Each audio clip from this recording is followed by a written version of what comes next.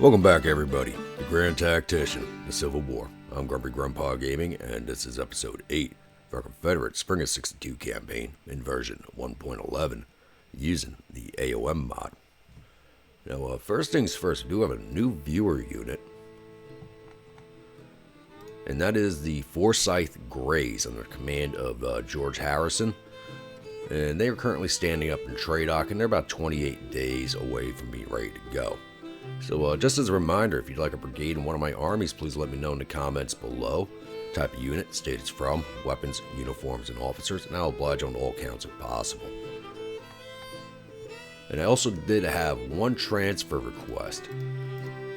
So the Habsburg Brigade, which I did have in Jackson's command, is now transferring over to Hardee's 3rd Corps of the Army of the Mississippi to form a new division in his command. And they're about 14 days away from arriving there. So hopefully soon I will have at least 2 divisions per corps in the Army of Mississippi. And while we're here,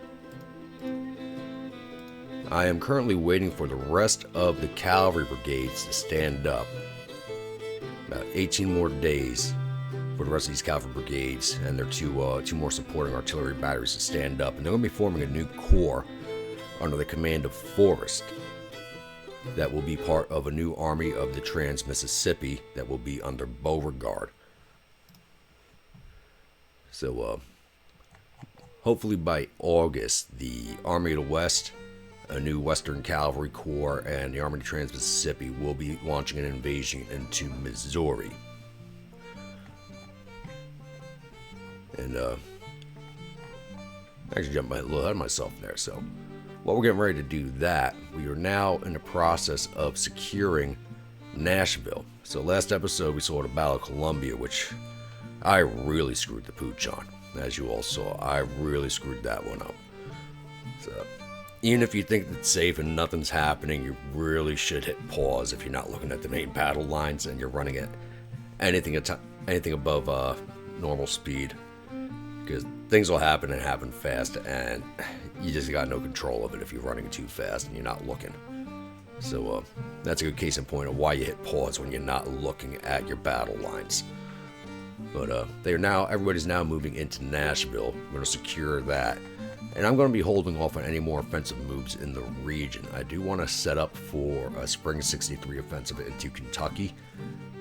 I probably could do it now, but the way it stands, the Army of Mississippi does need to rest, and I need better weapons in all of my armies. But weapons is going to be an issue. So that will be probably 63. Over here in Virginia, I do have Jackson's Army of the Valley District moving up into Winchester to secure that again and retake control of the Harper's Ferry Armory so we can empty that out once more and take all their supplies.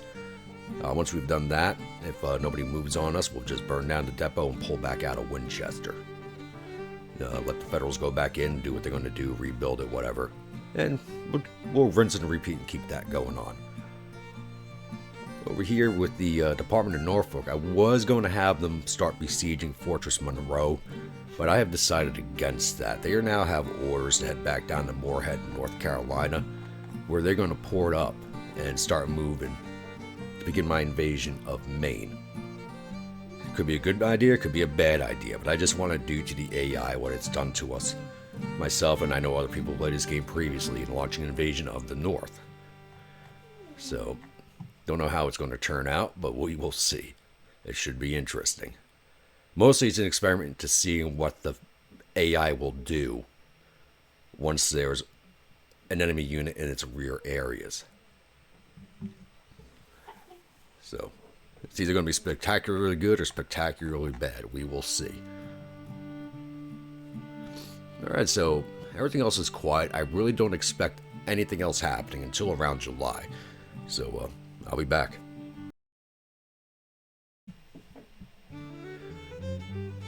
So it was now July 1st. We actually managed to go the entire month of June without anything happening. And things are moving apace for us right now.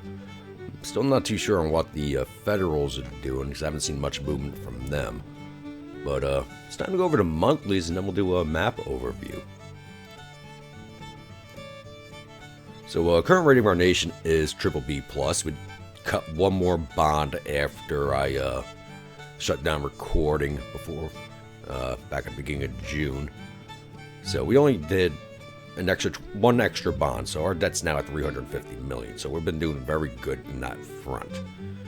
Current economy cycle is recovery. Wealth of our population is below average and increasing. It says our tax revenues increased by 517 million. I don't know where that number comes from. It doesn't make sense. We didn't construct any buildings. I do have a depot being constructed right now. Total export last month was 94 million out with 223 coming in. And average core production was 302 million, a change of plus 72 million. Once again, we are lacking all the same things as usual. But the list isn't as long as it usually is. We've actually got this list pretty short. It's about half the size that it normally would be. But that'll change again once the winter sets in and we get shortages of everything. Coming over here to finances. So our total revenues are 516 million. So we spent 101 million more than we were bringing in.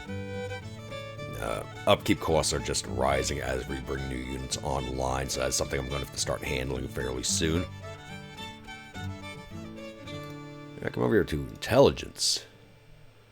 They are still working on the Emancipation Proclamation. I really thought that would have passed by now, but they're still working on it. The Union has done training reform. Whoa! And so they are making moves. So they've recruited another 29,000 men in 12 brigades. The following units have been formed. 2nd Corps, supposed to operate in West Virginia, so that's gone to the Army of West Virginia. Department of New England in Massachusetts with a 1st Corps. Army of New England in Massachusetts with a 1st Corps. Army of the West in Missouri. That probably formed up because I formed the new Cavalry Corps over there to get ready to move in. And another 3 ships. And the morale of their armies is at 85%. Going over here to strategy, their national morale is now down to 78. We've knocked that down pretty good. Support, they're at 84 to our 89. Morale of their armies is 85 to our 99. So ours is going to drop. We now have Hughie's command up in Maine. So operating outside of our territory is going to drop our morale. Men fielded, they have 282,313 to field to our 209,876. Navy tonnage has not changed for us. It's gone up for them, but we're still waiting on our casemate ironclads to come online. Total casualties so far, they are 31,972 to our 17,984. We took a big jump after the battle in Columbia. And everything else doesn't really look like it's changed too much. Come over here to policies. We did finish government funding 2. I could not start Revenue Act 1 as A.O.M has us locked out until Chapter 3. So we are currently working on Diplomacy 2. And then we'll probably jump right down to Diplomacy 3. When the Emancipation Proclamation pops, we will also be doing halt cotton trade. So that only takes about 7 days and increases the European relations by plus 20 because we're going to take a massive drop on our intervention status once Emancipation pops off. So we're going to pop this off immediately after that goes off. Alright, projects. Let's see what we have available.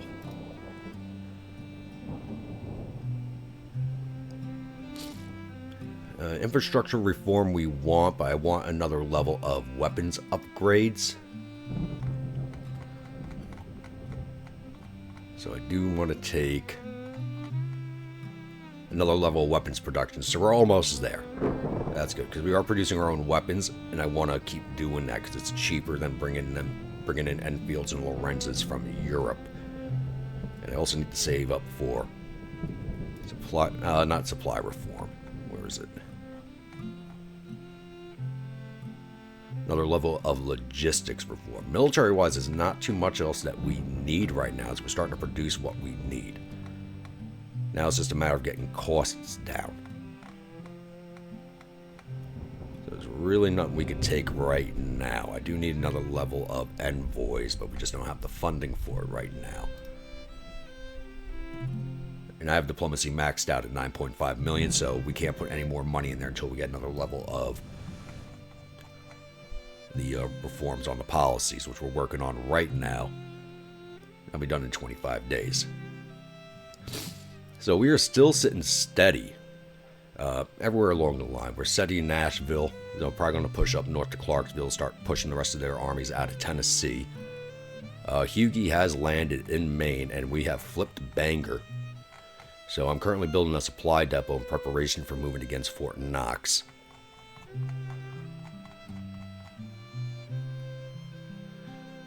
And out here in the west, we have formed a new army to Trans-Mississippi under Beauregard. And he's right now in Carrollton. And we formed a Cavalry Corps under Forrest. So this is where all the cavalry brigades have ended up. So you have his 1st Division under Anderson with the 1st and 2nd CSA Mounted Rangers and the Gasconade Guard. His 2nd Division under Wheeler has Contrails Raiders, the Reichland Raiders, and the Rusk County Raiders. And his 3rd Division under Fitzhugh Lee has Stan Waddy's Brigade, the Salt Lake Rangers, and the 2nd Arkansas Cavalry. And his Artillery Division under Stewart has the Osage Flying Battery and 2 more generic batteries underneath it. So things are moving along for us. So I'm hoping... So we're still waiting for these units to transfer in. So 9 more days for the rest of these units to transfer in, then wait for them to go full green. So I'm hoping by mid-July to start pushing north into Missouri.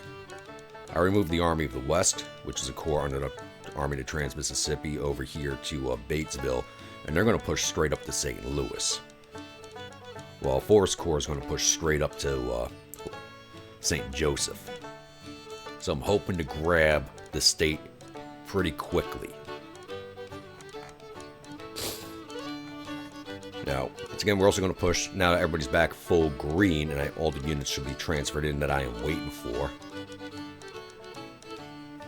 Yeah, everybody's transferred in at this point. We're going to go back and re-engage the Army of Ohio and just finish pushing them out of Tennessee. And I was thinking of holding off on going into Kentucky until 63, but we have plenty of time left in the campaign season, so I might be able to go up and grab Kentucky before the winter sets in. So as soon as we push out these armies over here, we're going to be making a run up to Louisville with the Army of Mississippi and the Army of Tennessee moving straight up to Covington. So there are a lot of Federals in this area, but I think the AI is having a knee-jerk reaction to me placing troops up here in Maine. So we're going to see how that plays out. Like I said, this is more of an experiment than anything. And it could be spectacularly grand or spectacularly bad. We will see. So I'll be back with the next major event. So it's July 8th in game, and we now have a battle up in Maine. So the 1st Corps of the Department of New England with 11,172 infantry and 13 guns is attacking Hughie's Department in Norfolk. I'm going to have to change the name because they're now operating up here in Maine. Which has 9,600 infantry, 768 cavalry, 19 guns. So Department of New England, 1st Corps. The Army Command's not here, but it's only the 1 Corps, so it doesn't matter. It's under command of Rufus Saxton. So we are definitely taking this fight, and I'll be back after the load screen.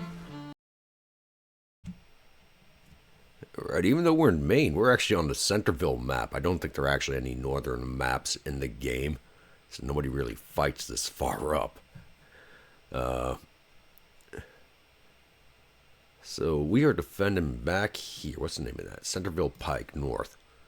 And the Federals are coming in from right over here, and that's their only entry point that I've seen. So they can come up the road here and approach across Jones Ford, or they can cross the river down here and come up north at us. I'm not really sure what they're going to do. So I'm going to set my 2 divisions up defensively in this woodlot here so that we can utilize the open field for cover, for firing.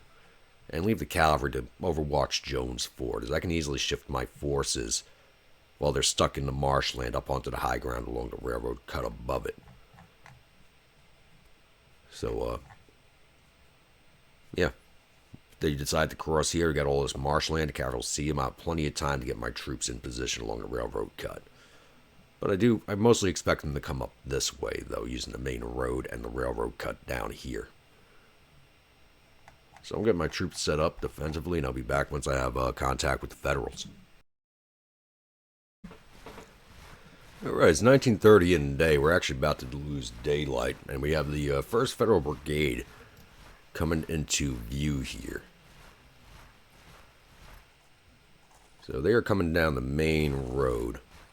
I was really hoping they'd try and approach from Jones Ford, because that would have been a bloodbath, but can't get what we want. But I do have my troops set up behind the stone wall back here, with my 2 10-pounder batteries set up to their left, and Blanchard's brigade just left of them in support. So, doubt there'll be any fighting today unless this brigade's going to march straight up the road. The batteries really don't have a good line of sight here. But, yeah, it looks like I'll be back with a day to start. So I'll see you then. Alright, I thought the day was going to end at 2000, but apparently it's not. So they're coming straight down the road at me, so I'm going to start swinging some of my brigades out to hit them in the flank.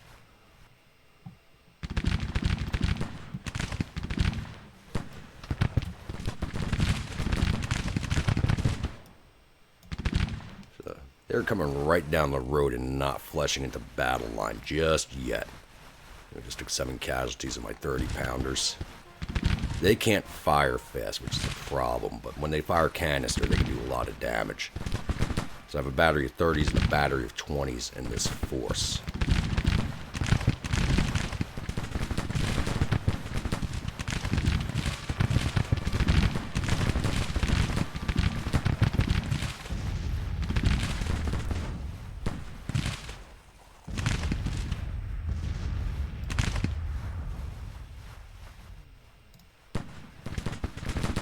Looks like they're going to start attacking along the rest of the wall, so let's pull you guys back. Just for now.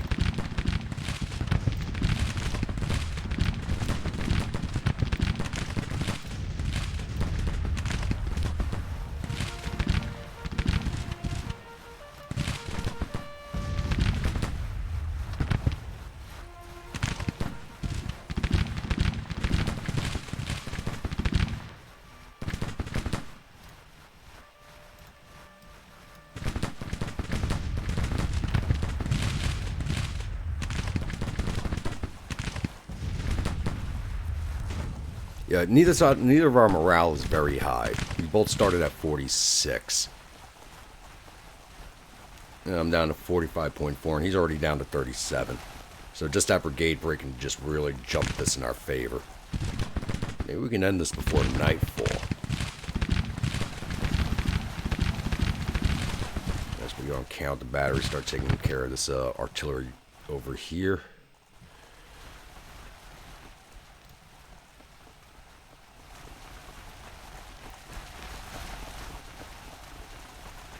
It doesn't look like I have anything much to worry about with this fight.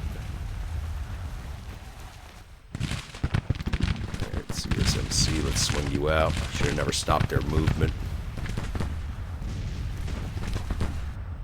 So I think this is the entirety of their force right here. Cavalry, let's get you mounted up and bring you in.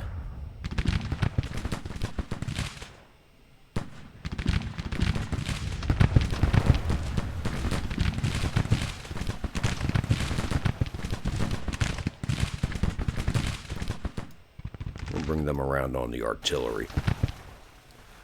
They'll probably start falling back before they get over there. This fight's already done.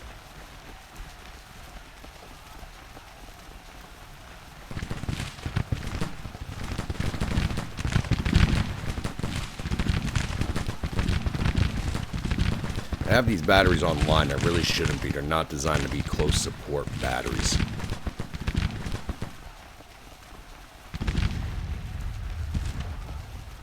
I know I put you guys on counter battery orders.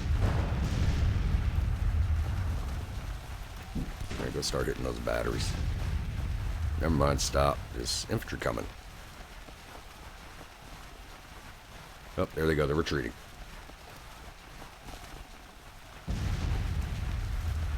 See if we can do some more damage.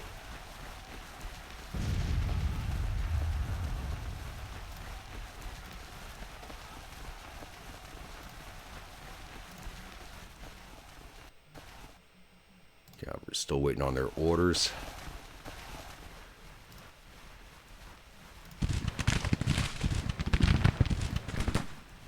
Oh, and Yuger's battery's at 34 losses already. That's not good.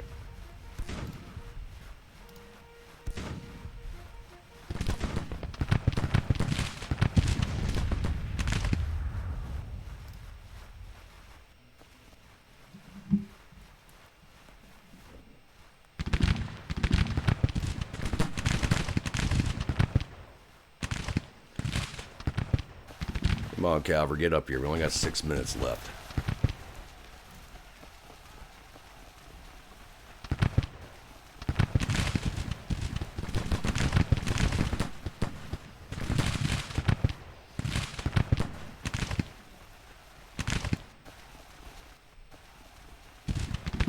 Yeah, let's speed this up. They're not going to get up here in time.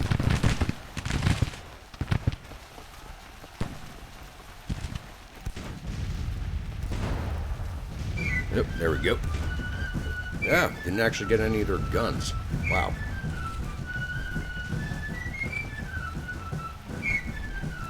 So we took out 900 of their 11,000 infantry. Got none of their guns, so total loss, but we did do casualties in it. So they lost 950 of their 12,000 men. We lost 41 of our infantrymen. 2 of our guns. That's a big hit because that was 2 of the 30-pounders. For a total loss of 78 of our 10,741 men, so I like those odds a lot. That is...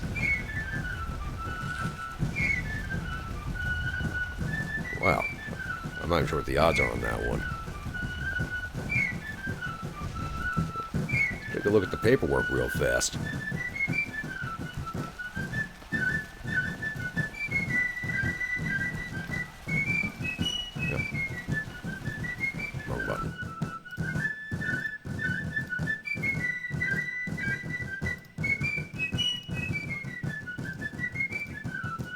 There we go.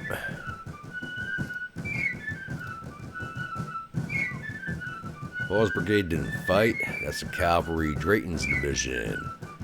Wright's Brigade did 67 infantry. D.R. Jones Division. Oh, that's who I was just looking at. Drayton's Division. Blanchard's Brigade did 79 infantry. Armistead's Brigade did 188 infantry, plus up to 189s with their command staff. Garnett's Brigade did 364 infantry. Division total 632. Pendleton's Division, which is the batteries, the West Virginia battery, which are the 20-pounders, did 37 to infantry, 3 to artillery for a total of 40. And the Uger's artillery, which is the 30-pounders, did 167 infantry, 17 to artillery for a total of 184. Division total 224. All right. Nice little fight there. Opening our invasion of the North. So let's get closed out of here. So, like I said, their morale started as low as ours did, which I'm really surprised about. But that is a brand new force, so it's probably down in the orange readiness when they sent it at us, to be quite honest with you. So I expect to have low morale in all of my battles in the North. But I was not expecting the Union to have such a low morale themselves, so I expected a much tougher fight out of that one.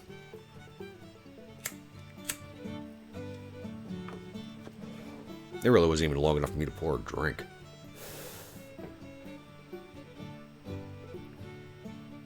But let me know what you thought about that one in the comments below. I'd really like to know everybody's thoughts on my invasion of Maine. Like I said, it is more of an experiment than anything else. But it looks like it might end up being the main push. So the next units that are coming online are definitely all heading up to that command. So I need to strengthen it if you're going to start sending armies after it.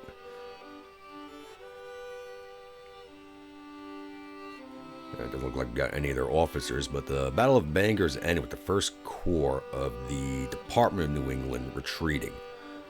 Enemy reportedly suffered total casualties of 944 men. There are 254 killed, 143 captured. Our casualties total 78 men with 14 killed and 3 missing. Captured 469 rifles and 0 guns from the battlefield and sent 140 soldiers down to our prison camps. Though in reality, because of our location, we would definitely be giving them back and paroling them, because there's no way we could transport them down to our prison camps.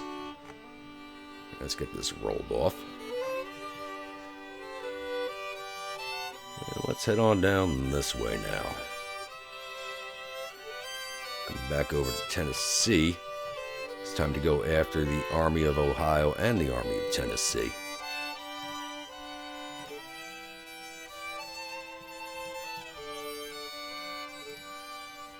And get these boys kicked out.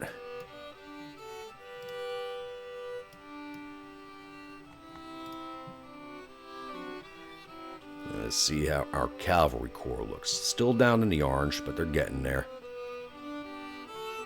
How many more days? 46 days for full readiness, so... yeah, we'll be launching our... like I thought, we'll be pushing into Missouri in August, like I thought. Not the best time of the year to be going into Missouri, but we should have 3 months of good weather to finish the campaign up here. So we should be able to take St. Louis and St. Joseph before the winter sets in. And I'm hoping to have Kentucky before the winter sets in also. Though that's probably not going to happen. The Federals are still sitting steady outside of Washington. So I'm going to let this go a few more days before I end the episode. I might end it on the 15th, which I think will be a good spot for us to end it there. So I'll be back. So it's still July 9th in game, and the Army of Mississippi is now in contact with the Army of Ohio and the Army of Tennessee. They constitute 58,380 infantry, 700 cavalry, and 81 guns to our 36,828 infantry, 3,700 cavalry, and 71 guns. So this is going to be a fairly large fight. So we're not going to do this battle for this episode. So we're going to end this one here and open up with this engagement on the next episode. So if you're a new viewer, returning viewer, if you're not yet subscribed, please think about hitting that subscribe button. If you do, remember to hit that bell icon so you alert when the next video comes out. If you like a brigade in one of my armies, please let me know in the comments below. Type of unit, weapons, uniforms, officers, and I'll oblige on all counts if possible. And comments. As always, please do keep them coming. I do enjoy interacting with you guys. And I will see you all at the next episode. Stay grumpy.